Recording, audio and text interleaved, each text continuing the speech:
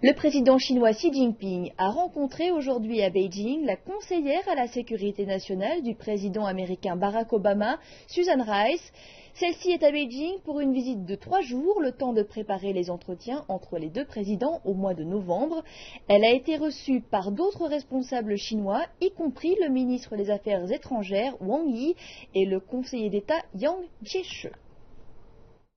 Le ministre des Affaires étrangères Wang Yi a rencontré Susan Rice, principale instigatrice de la politique sécuritaire américaine, le dernier jour de sa visite à Beijing. Les deux parties affirment qu'elles sont engagées dans la construction d'une relation productive. Comme membre du Conseil de sécurité de l'ONU, la Chine et les États-Unis doivent maintenir une communication stratégique, améliorer la coordination et travailler ensemble pour maintenir la paix et la stabilité. Les États-Unis sont profondément impliqués dans le développement d'une relation mutuellement bénéfique et productive avec la Chine.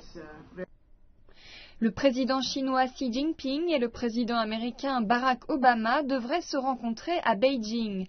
Le travail préparatoire a déjà commencé des deux côtés. Lundi, Rice a été reçu par le conseiller d'État Yang Jiechi.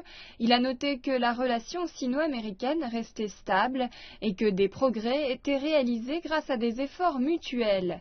Il a confirmé que la Chine et les États-Unis continuaient à construire un nouveau modèle de relations entre grandes puissances, comme proposé plus tôt.